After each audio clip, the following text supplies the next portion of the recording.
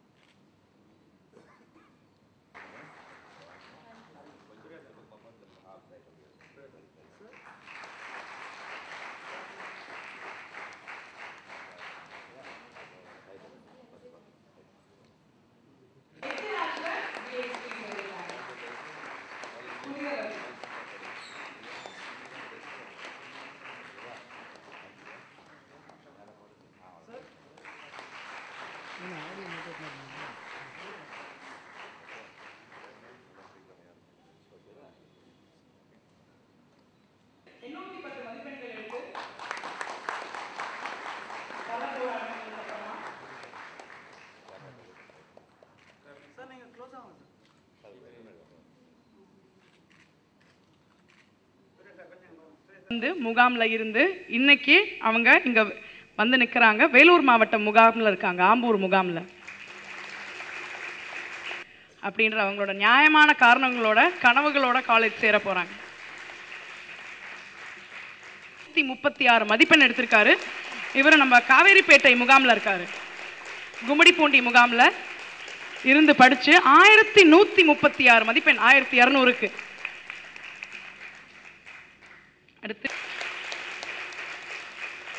ஈரோடுல இருந்து வராங்க.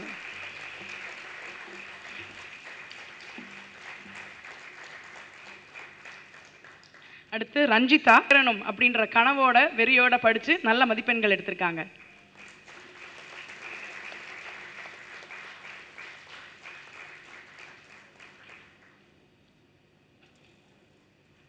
நர்கீஸ் பேகம் காலேஜ் சேர்றதுக்கான எல்லா முயற்சிகளையும் எடுத்து அடுத்த வாரத்துல இருந்து காலேஜ் போக போறாங்க.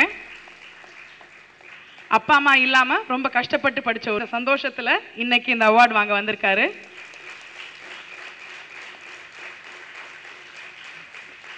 வயது முதிர்ந்த பெற்றோர்களோட மோகன்குமார் ரொம்ப கஷ்டப்பட்டு படிச்சிருக்காரு. மார்க்கு அவர் திருச்சியில இருந்து நாமக்கல்ல இருந்து வந்திருக்காரு.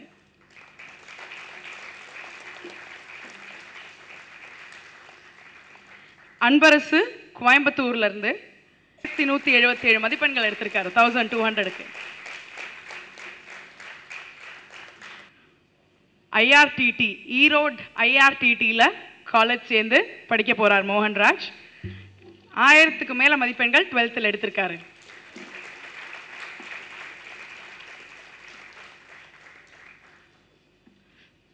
தமிழரசன்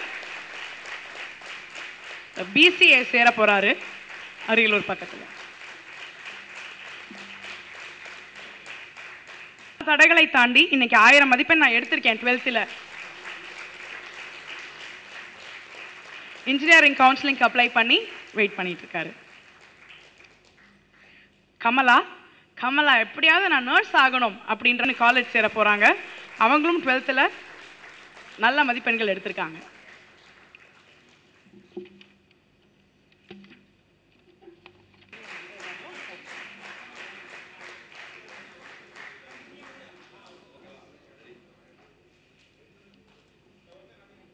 சிரிக்கலாமே.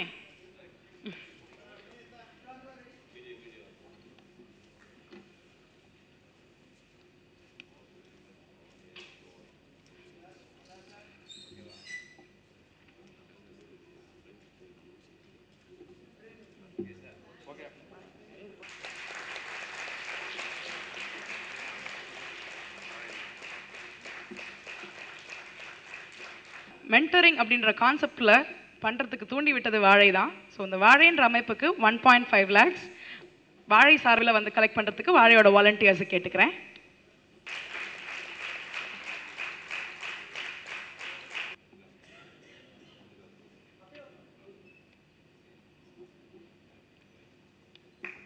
இணைஞ்சு நடக்கிறதுக்கு அவர் எவ்வளோ பாடுபட்டிருக்காரு, எவ்வளோ விஷயங்கள் அவர் வாழ்க்கையில் எடுத்துட்டு வந்திருக்காருன்றதை ஷேர் பண்றதுக்கு.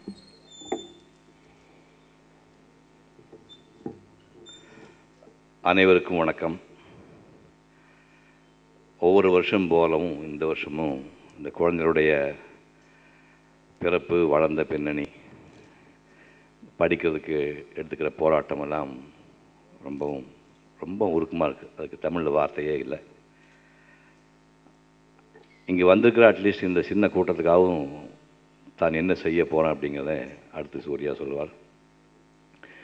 நான் பொதுவாக குழந்தைகளுக்கு சொல்கிற ஒரு முக்கியமான விஷயம், கிராமத்தில் பிறக்கிறது சாபம் இல்லை, பாவம் இல்லைங்கிறத நீங்கள் முதல்ல புரிஞ்சுக்கணும். ஏன்னா நம்ம நிறையா பேர் வந்து கிராமத்துலேருந்து தான் வந்திருக்கோம். அது பாவம் இல்லை, சாபம் இல்லை, அதை புரிஞ்சுக்கணும். உங்களுக்கெல்லாம் முன்னோடியாக நானும் கிராமத்தில் பிறந்தவன் தான். உங்கள் மாதிரி எனக்கு அப்பாவை நான் பார்த்ததில்லை. எங்கள் அப்பா வந்து 10 மாத குழந்தையாக நான் இருக்கும்போதே இறந்து போயிட்டார். எங்கள் அண்ணா குடும்பத்தை பார்த்துக்க வேண்டியது அவர் எனக்கு 4 வயசு இருக்கும்போது கல்லூரி போக வேண்டியவர் ஒரு நாள் பிள்ளையை கழிச்சிட்டு போயிட்டார். அக்காவும் நானும் 2 பேரும் பள்ளிக்கு போகணும். ஒரு குடும்பத்தில் 2 பேர் படிக்க வைக்கிறதுக்கு வசதி இல்லைன்னு சொல்லி என்ன ஃபீஸு 2000 ரூபா, அந்த 2000 ரூபா கொடுக்க முடியாதுன்னு எங்கள் அக்கா வந்து 3ஆம் கிளாஸ் நிறுத்திட்டாங்க. அப்புறம் நான் மட்டும்தான் 2.25 ரூபா 8ஆம் கிளாஸ் வரைக்கும் கொடுத்துட்டு அதுக்கப்புறம் 9, 10, 11க்கு 5.25 ரூபா கவர்மெண்ட் ஃபீஸ் கட்டி படித்தேன். ஒரே ஒரு நாள் கேட்டேன், அரிசி சாப்பாடு போடாமல் என்னை எதுக்காக பெற்றேன்னு சொன்னதுக்காக எங்கள் அம்மா வந்து கஷ்டப்பட்டு ஒரு பிடி அரிசி சாதம் வச்சு மத்தியானம் சாப்பாட்டுக்கு மட்டும் கேரையில் போட்டு கொடுப்பாங்க. எனக்கு பள்ளிக்கூடம் போகிறதுக்கு ரொம்ப பிடிச்ச காரணம் மத்தியானம் சாப்பாடு அரிசி சாப்பாடு கிடைக்காதுக்காக தான் பள்ளிக்கூடம் போனேன். எங்கள் வீட்டில் இருந்த சோளம், கம்பு, கொள்ளு, தினை, வரகு தான் கிடைக்கும். அப்படி பள்ளிக்கூடத்து மேலே ஆசை வர்றதுக்கு காரணமே அந்த மத்தியானம் அரிசி சாப்பாடு. அப்படி போனேன், செருப்பு நான் போட்டது கிடையாது. அந்த மாதிரி படித்து தான் வந்தேன். ஸோ கிராமத்தில் இருந்து புறப்பட்டு வர்றவன் தான் வெறியோடு இருப்பான். நான் வச்சுக்கோங்க, பணக்காரன் பசங்களை விட நம்ம மாதிரி பசங்க தான் வாழ்க்கையில் உயிரை கொடுத்தாவது சாதிக்கணும் ஒரு வெறி இருக்கும். நான் வந்து எங்கள் மாமா ஒருத்தர் தான் எனக்கு ஒன்று விட்ட மாமா ஒருத்தர் ஹெல்ப் பண்ணார். மெட்ராஸ் வரும்போது ஆஃப்ட்ராயர் பையன் முதல்ல பேண்ட் தைச்சி போட்டு வந்தேன் 1958. அந்த கிராமத்தில் டாய்லெட் இல்லாத கிராமம், குடி தண்ணீர் இல்லாத கிராமம், கரண்ட் இல்லை, பள்ளிக்கூடம் அந்த ஊரில் வந்து நான் இந்த சென்னை வந்தபோது காமராஜர் அவர்கள் வந்து நாட்டை ஆண்டுட்டுருக்கார். இந்த மொத்த சென்னையும் என் சுண்டு வரலால் தூக்கி சுற்றுவேன் என்ற வெறியோடு நான் சென்னை வந்தேன். அந்த வெறியில் அவங்க எல்லார்கிட்டையும் இருக்கும். அந்த கிராமத்தில் உள்ள குழந்தைகிட்ட தான் இருக்கும். சிட்டியில் உள்ளவங்க கூட ஜாஸ்தி இருக்கும். ஏன்னா அவன் ஃபோக்கஸ் ஜாஸ்தி இருக்கும். அந்த மாதிரி வாழ்க்கை வந்தே தீரணும்னு. இந்த சென்னை வரும்போதே நான் முடிவு பண்ணிட்டேன், நான் காப்பி டீ சாப்பிட மாட்டேன், மது அருந்த மாட்டேன், சூதாட மாட்டேன். அப்படி ஒரு திறந்த வந்து எனக்கு கிட்டத்தட்ட 54 வருஷம் ஆகுது. அந்த மாதிரி ஒரு குவாலிட்டி தான் இப்போ வந்து நம்ம சாதிக்கணும்னு ஆசைப்படும் போது நம்ம காப்பாற்றுற ஒரு விஷயமா இருக்குது. 2 பேரை உங்களுக்கு உதாரணம் எடுத்துக்கிறேன். நல்லா படிக்கணும், படிப்பில் திறமை உள்ள குழந்தைக்கு 2 பேரை மட்டும் உதாரணம் சொல்கிறேன். 2 பேரில் ஒருத்தர் சில்வர் டங் சீனிவாச சாஸ்திரின்னு பேர். அவர் வந்து கும்பகோணத்து பக்கத்தில் வரங்கம்மான்னு ஒரு சின்ன கிராமத்தில் இந்த கோயிலில் மணி அடிக்கிற ஒரு புரோகிதருடைய மகன். அவருக்கு கோயிலில் மணி அடித்து அவனுக்கு தெரியும் ஒன்றும் கிடைக்காது, சும்மா சாமி கும்பிட்டு உபயோகிட்டு போகணும், அந்த மாதிரி காணிக்கை கூட போட மாட்டாங்க. அப்படி ஒரு புரோகிதருடைய மகனாக பிறந்தவர் தான் சில்வர் டங் சீனிவாச சாஸ்திரி. இங்கே ஸ்கூலில் முடிச்சுட்டு கும்பகோணத்தில் வந்து ஆர்ட்ஸ் காலேஜில் முடிக்கிறாரு. சேலத்தில் வாத்தியார் வேலைக்கு போகிறாரு. திரும்ப திருவல்லிக்கேணி, சென்னை திருவல்லிக்கேணிக்கு வந்து 8 வருஷம் அங்கே வாத்தியாராக இருக்கார். அப்போ ஆங்கிலத்தில் வந்து புலமைனா இப்படியெல்லாம் புலமை இல்லை, அவருக்கு இணையாக சொல்லவே முடியாது. வின்சென்ட் சர்ச்சில் எவ்வளோ பெரிய ஆள் தெரியும், 2வது உலக யுத்தத்தில் ஒரு ஹீரோ அவர். அந்த வின்சென்ட் சர்ச்சில் பிரிட்டிஷ் பிரதமரோட இங்கிலீஷை யூ ஸ்பீக் பேட் இங்கிலீஷ் அப்படின்னு சொன்ன ஆள் இந்த சீனிவாச சாஸ்திரி. யார் வேற ஆரியூன்னு கேட்டால் நான் ஃப்ரம் இந்தியா அப்படின்னு இருக்கான். உடனே பார்க்கணும்னு போய் பார்த்தோன்னே இவர் பேசுனது கேட்டு மிரண்டுட்டார். இங்கிலீஷ்லேயே பிறந்தவன், இங்கிலீஷ் நாட்டில் வளர்ந்தவன், இவரோட இங்கிலீஷ் பார்த்து மிரண்டுட்டான். அதுக்கப்புறம் என்ன பண்ணாங்க, அங்கே வந்து ரென்னன் மார்ட்டின் கிராமர் புத்தகம் இருக்கு இல்லையா, அது மாதிரி அங்கே ஒரு ஸ்பெஷலாக கிராமர் புத்தகம் ஒன்று இங்கிலாந்தில் போட்டாங்க. அந்த கிராமர் புத்தகத்தை வந்து இவர்கிட்ட கொடுத்தாங்க, சீனிவாச சாஸ்திரிகிட்ட. ஒரு 6 சாப்டர் ரொம்ப பேடாகுன்னு கிழிச்சு போட்டார், ரொம்ப அசிங்கமாக இருக்குன்னு கிழிச்சு போட்டு இவர் தனியாக எழுதி கொடுத்தார். அதுக்கப்புறம் மகாத்மா காந்தியுடைய சத்திய சோதனையும் அந்த ஆங்கிலத்தில் வந்து மொழிபெயர்த்து கொடுத்தாங்க. அது டோட்டலாக மோசமாக இருக்குன்னு சொல்லி கிட்டத்தட்ட 60% வந்து இவருடைய லாங்குவேஜில் மாற்றி எழுதி கொடுத்தார் சீனிவாச சாஸ்திரி. இப்போ ஹரிஜன் ஒரு பத்திரிகை காந்திஜி நடத்திட்டு இருந்தார். காந்திஜியோட இவர் வந்து ஒரு 12 நாள் பெரியவர் வயசில். வந்து இவர் அதே ஆண்டு பிறக்கிறாரு. இவர் அக்டோபர் 2ஆம் தேதி, இவர் வந்து செப்டம்பர் 22 பிறக்கிறார் சீனிவாச சாஸ்திரி. ஹரிஜன பத்திரிகை படிச்சுட்டு காந்தி, இவ்வளோ அப்சைடாக நீங்கள் ஒரு மேகசின் நடத்த முடியாது அப்படின்னாரு. காந்தி பொக்கவாயில் சிரிச்சார். சரி இப்போ என்ன பண்ணலாங்கிற அப்படின்னு, நீ ப்ரூஃப் நீ அனுப்ப, நான் பார்த்துக்கிறேன்னு வடநாட்டிலேருந்து ப்ரூஃப் இவருக்கு ட்ரிப்ளிகனுக்கு வந்தோடனே அந்த பேப்பரில் அதுக்கு ப்ரூஃபெல்லாம் திருத்திட்டு அதுக்கப்புறமா இவர் அனுப்பி வைப்பார். இப்படி ஒரு 6 மாதம் 1 வருஷம் மேகசின் போயிட்டு இருந்ததுனால காந்தியை பார்க்கணுன்னு கேட்டார். நீ புறப்பட்டு வா பீகாருக்குன்னு சொல்கிறாரு. இவர் புறப்பட்டு சீனிவாச சாஸ்திரி அங்கே போகிறார். போய் பார்த்தா இடுப்பில் ஒரு துண்டு, மேலே ஒரு துண்டு போட்டு ஒரு ரயில் மேலே நிற்கிறார் காந்தி. கீழே வந்து 1,00,000 பேர் விவசாயிகள். அப்படியே செம்புழுதி பறக்குது. தேவலோகத்தில் காந்தி இருக்க மாதிரி தூரத்துலேருந்து பார்த்தோன்னே நேராக திரும்பி மெட்ராஸ் வந்துட்டார். வந்தோடனே, இனிமேல் தயவுசெய்து ப்ரூஃபெல்லாம் அனுப்பாத, உங்ககிட்ட ஆன்மா இருக்குது, எங்கிட்ட வெறும் இங்கிலீஷ் தான் இருக்குது. இங்கிலீஷ் நாட்டுக்கு முக்கியம் இல்லை, ஆன்மா தான் முக்கியம். ஆனால் தயவுசெய்து இனிமேல் வந்து அனுப்பினா சொல்லிட்டு திரும்ப ப்ரூஃப் வேண்டாம்னு சொல்லிட்டு காந்தி என்ன எழுதுறாதோ அதான் வேதம் என்று சொன்ன மனிதன் இந்த சில்வர் டங் சீனிவாச சாஸ்திரி. அந்த மாதிரி நீங்கள் திறமைசாலிக மேதைகளாக இருந்தால் சில்வர் டங் சீனிவாச சாஸ்திரி பெரிய அளவாங்க, ரொம்ப சந்தோஷமான விஷயம். 2வது, நமக்கு கண்ணில் வாழ்ந்துட்டு இருக்கிற அப்துல் கலாம் அவர்கள். அப்துல் கலாம் அவர்கள் வந்து நீ சாதாரணமாக நினச்சிடாதீங்க.